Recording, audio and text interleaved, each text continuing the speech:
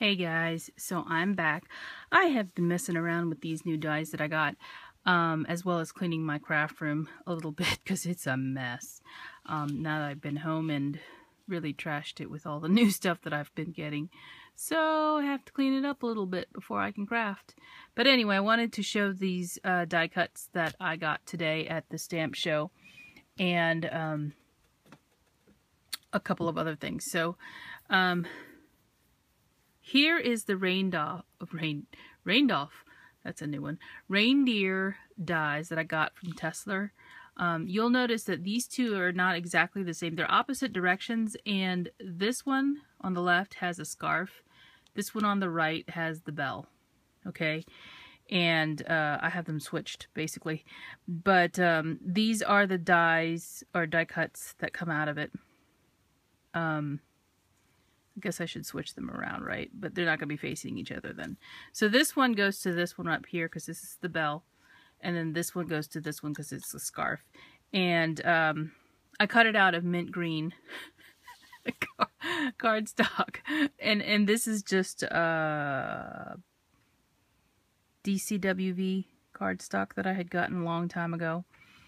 So yeah, you can see how they cut out and what the images are clearly now, right? Not that you couldn't tell from the dies. But I will tell you, you have to work to get this. This is not an easy die to cut compared to some of the other dies that I have.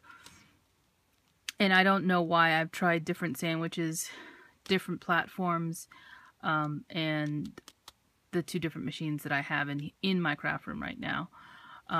But yeah, it works. It's just you have to work for it if you really want it. So just these two alone, I've had to cut several times to make sure that they cut all the way through, and then they can also release from the die without me ripping them, because you can see how fine some of these lines are. Okay, and I would use a fine tip glue to glue these down, or run my paper first through Xyron or something like that, or this big roll of tape that we got. Uh-oh. Did you hear that? See, that's how messy my room is. This big roll of tape, because I think it might be wide enough. I'm not sure. But, yeah, it's you're going to have to work for it. So that's the dies for the reindeers. And I'll put that off to the side. I did cut the bow dies as well. This is the medium and the small from Amuse Studios. Here's the small one. And I'll put the big one together because I cut it as well.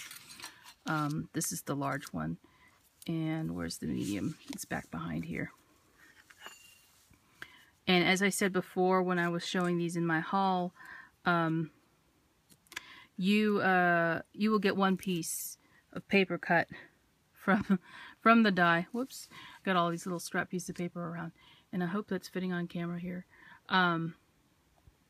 Yeah, so you can see this is the little bow that's made from the medium-sized die, and then this one is the one that's the tiny. This is really cute, by the way.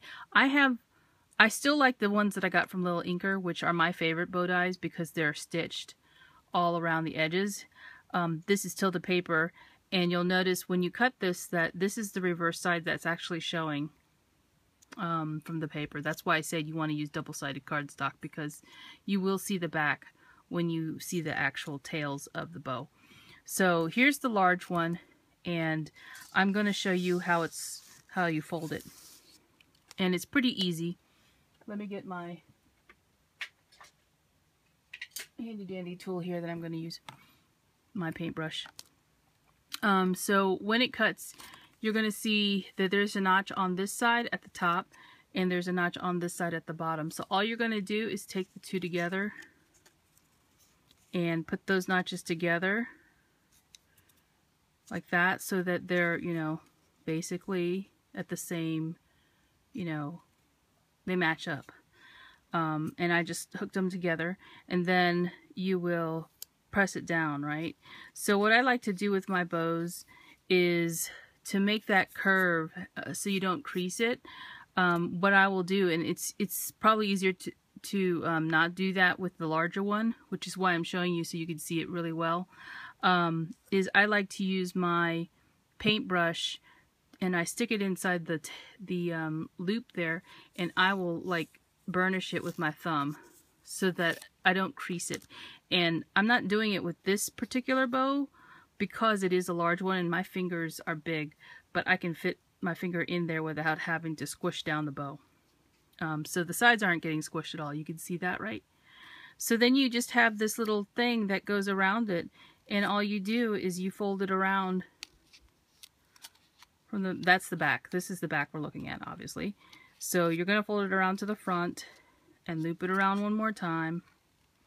And you may have some extra, which I would probably just cut because I don't like it, you know, like seeing that extra tail unless it goes all the way to the end around the front. And it won't do that because it's too wide or it's too tall. So I would cut that little extra flap there.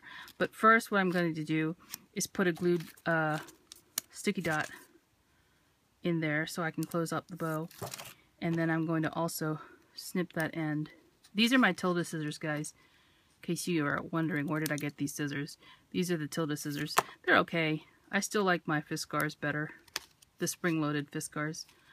So there we go. Here's the large bow size. And you can see the tails end up turning down because the bow itself is kind of curved. The actual die is kind of curved. So the tails always end up turning down. They never go up.